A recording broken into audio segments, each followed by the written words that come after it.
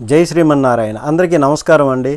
అధర్మము మనుషుల్ని అయితే పైకి తీసుకువస్తుంది, కానీ కాలం ముందుగా అట్లాంటి వ్యక్తులనే భక్షిస్తుంది. ఇప్పుడు అధర్మం ఉంది, అధర్మంగా వెళ్తే అక్కడ ఆడి పని అయిపోతుంది. అధర్మంగా వెళ్తాడు, ఇంకొకడు ఆస్తి నేను తీసుకుంటున్నానే అన్నటువంటి భావన ఆడి మనసులో ఉన్నాక బయటికి మాత్రం అదేది కనిపించనివ్వకుండా చేసి వాడిని మోసం చేసి ఆ ఆస్తిని కబ్జా చేస్తారు. లేకపోతే ఇంకొకరిని కొంపకి నిప్పంటించేస్తారు, కొంప కొల్లేరు చేసేస్తారు. ఇట్లాంటివి అధర్మానికి పోతారు. అప్పుడు తాత్కాలికమైనటువంటి ఆనందం వారికి కలుగుతుంది, కానీ ఆ తరువాత భగవంతుని తాలూకా అనుగ్రహాన్ని పొందలేరు. భగవంతుడికి ఇదంతా తెలియదా?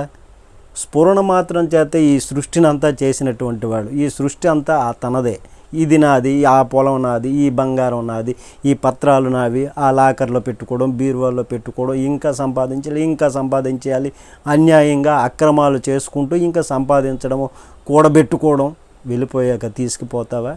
పట్టుకుపోతావా? కరోనా టైంలో చూసావు కదా, కొన్ని కోట్లాధిపతులు వెళ్ళిపోయారు. వాళ్ళు ఏమైనా పట్టుకుపోయారా? చూస్తున్నాం కదా. కానీ అదంతా మనసులో పెట్టుకోము.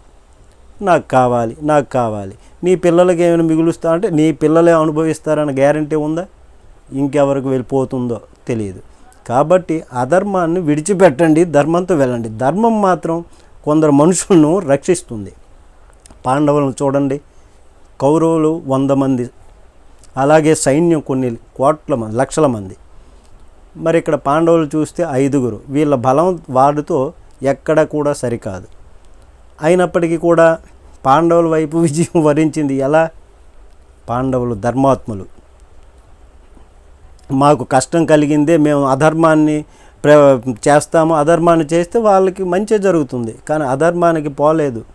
భగవంతునికి అనుకూలంగా, భగవంతుడు ఏ విధంగా అనుగ్రహిస్తాడో భగవంతునికి నచ్చే విధంగానే వాళ్ళు వెళ్ళారు.